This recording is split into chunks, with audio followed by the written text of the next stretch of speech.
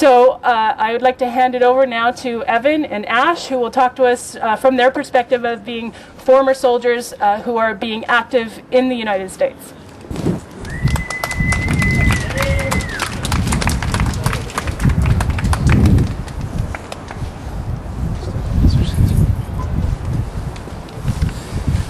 My name is Ash Woolson. I was a soldier in the Wisconsin Army National Guard. My unit was deployed to Iraq in 2003 as part of Operation Iraqi Freedom. I hadn't thought about it until much later, but the United States wasn't just planning an invasion. It was an elephant planning to step on a mouse again and again. Why else would it send so many National Guard units on the first volley of attacks? The National Guard is a part-time citizen soldier organization that only trains 1/10 as much as regular Army. Being in a reservist battalion, I didn't even have the privilege of plates in my armor but once in Iraq. We were often under-equipped, and when we'd go outside the wire, we would draw straws to see who would get to wear the plates in our jackets. I'm glad I was never shot, but no one leaves a war uninjured. Although politically I didn't agree with the U.S.-led invasion of Iraq, I also didn't feel that I had a choice but to fulfill my contract with the military. I have talked with many veterans about their relationship with the military as a whole entity. I have come to the conclusion that what many soldiers experience is very similar to what an abused child feels. The parent makes you depend on it, so you can never question your role in the relationship. The parent makes sisters and brother veterans stick together because that is all you have. When one of our sisters or brothers is still in danger, you are still in danger. And if you can't do anything about it, you feel helpless. Some of our sisters and brothers have stood against that parent and said, "No, I will not fight this war for you." During the process of joining the military, each person takes an induction oath into the U.S. military. This oath is part of the Uniform Code of Military Justice, the law that military personnel must adhere to. The UCMJ makes it clear that it is every soldier's duty not only to obey the lawful orders, but also to disobey the unlawful orders, even if they come from the president. I didn't have that courage, but I respect those who have and are doing so now, and I will never forgive myself for my participation in this war. We are living in a time when the world's superpowers don't feel the obligation to follow international laws.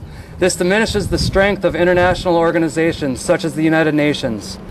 The UN was set up to keep the peace from waging unjustifiable wars, but with little global adherence to mandates passed by the UN, it has little power to enforce them. As this war bullies itself through another year, more and more soldiers are taking a stand against it. These brothers and sisters of ours risk great perils to stand for peace. These peace seekers find their way to Canada because Canada traditionally has honorably allowed war resistors a safe haven. My father escaped the draft by crossing the border to Ontario in the early 70s. He was welcomed with open arms.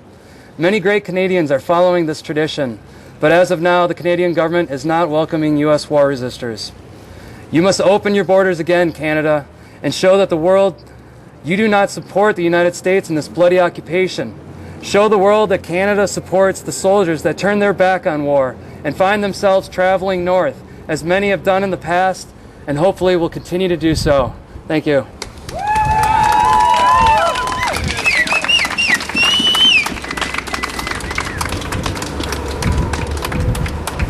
My name's Evan Knappenberger.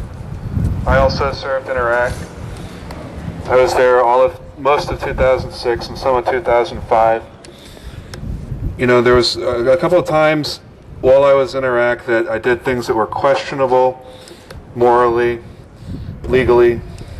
For instance, tactical questioning, a term that they used because after Abu Ghraib it became a bad word to say interrogation. And again, I'm not a trained interrogator, and I was doing tactical questionings on local Iraqis, using other local Iraqis as interpreters, and we didn't even have to put these people on the books until 24 hours after we took them captive. That's just one of the examples of all the morally gray things that go on in the country of Iraq that you don't hear about today. Now, I didn't make this connection in my head until after I got back, because I didn't have the moral fortitude to do that. So I really, really respect those soldiers who come out and can say, whether they're Americans, whether they're Canadians, whether they're any type of soldier, that can say the use of force is morally wrong, the use of violence is never justified, and I am a conscientious objector to the use of violence and the use of force. These are the people that before they go, after they go, while they're there, they come to this conclusion for one reason or another, but it's the same conclusion. These are good people. These are morally sound people. And I don't care if they're Nazis in the Nazi army and they decide that they don't like the use of violence. Canada would let those people in.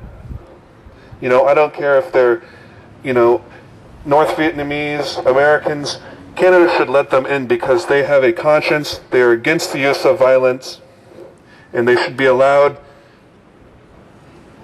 I would hope that they would be allowed in America. But the thing is, as a war resistor in America, you are looking at jail time.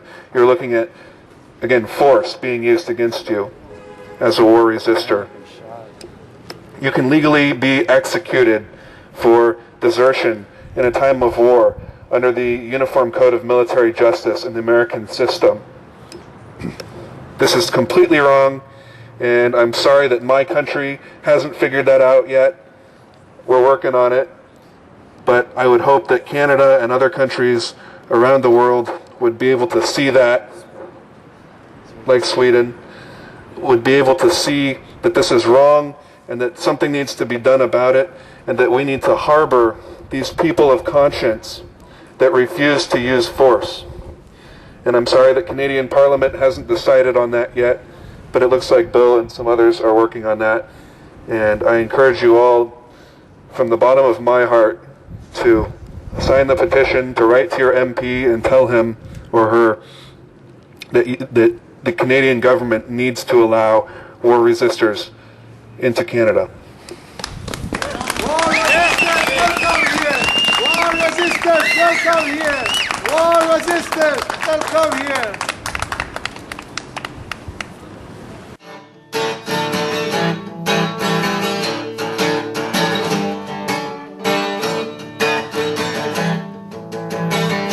I joined the army when high school was through. I didn't know what else to do.